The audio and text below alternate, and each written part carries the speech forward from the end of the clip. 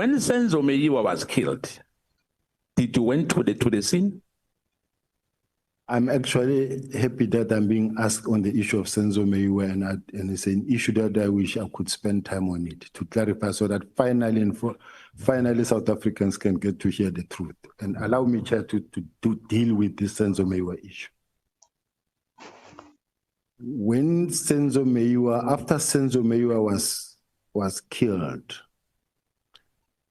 I was the head of the Hawks in Gauteng. I was at home in Pretoria. I got a call from the acting provincial commissioner, who was General Musikiri at that time.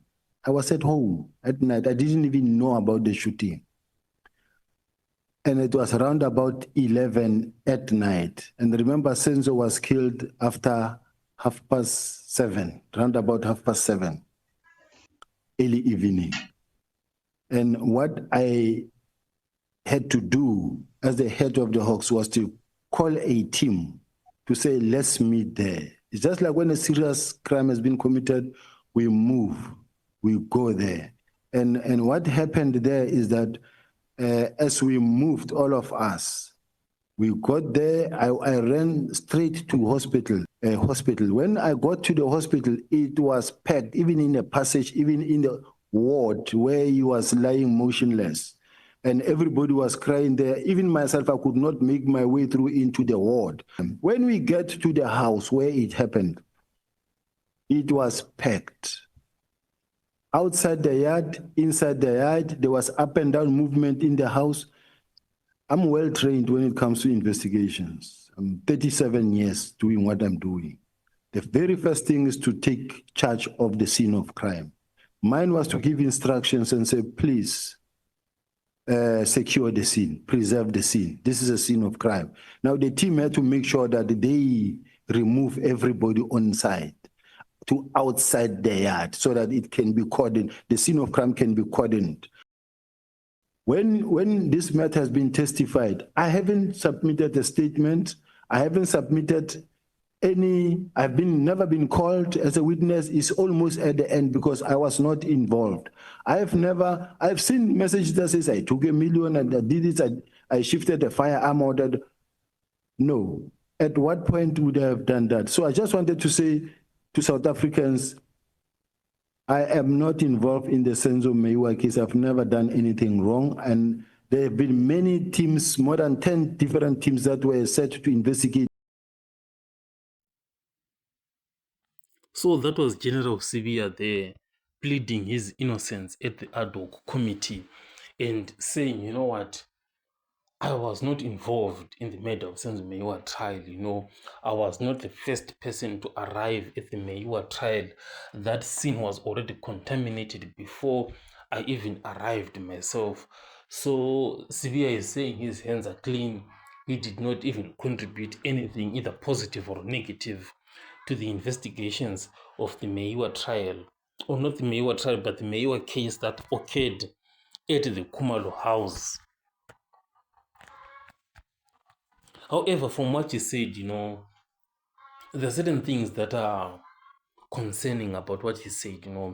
He did say, that he is a well-trained law enforcement officer, but how come he went to the hospital first and not the crime scene? Like, what was he doing there at the hospital? Because you have to rush to the crime scene in itself, then maybe go to the hospital. I think that's how, someone has to be doing this. Because the sad part, as he revealed, is that the crime scene for Senzo occurred at around 7:30, and he got to the crime scene at around 12. So it took him something like over 4 hours to get there. That's very concerning there. However, General Sibiya has revealed something very, very important, something very, very crucial for the defense here. And Sibiya said the crime scene was contaminated, it was tampered with. People were getting in and out of the house, so many people. That's a great point for the defense, which is because those 5 guys are being implicated. So that means that the crime scene was contaminated and the evidence being used there is not making sense. Because here is Sibiya, who got there to that house at 4 hours later, saying that there were already people all over the house. So the state is using the evidence that they collected in the morning. Now, what does that mean? It means, that something is not adding up. Now, moving on to the next one, Sibiya said he was in Pretoria. So the guy, drove all the way, to Vosloorus, East Rand in Johannesburg, driving all the way from Pretoria, like where were other senior police officers who are in Johannesburg, because those were the ones, who should have rushed there to the home of the Kumalos. Because why wait for someone who's coming all the way from Pretoria? No wonder he ended up taking over 4 hours to get there.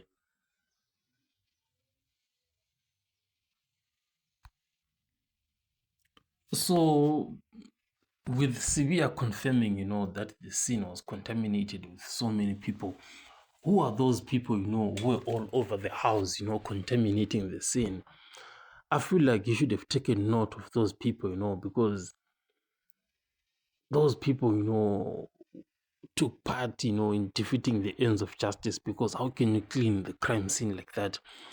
Those are some of the people, that Sibiya should have taken note of, or maybe even record, what was going on. It was very important, for that moment to be captured, because at 12 in the evening, what were people still doing in the house?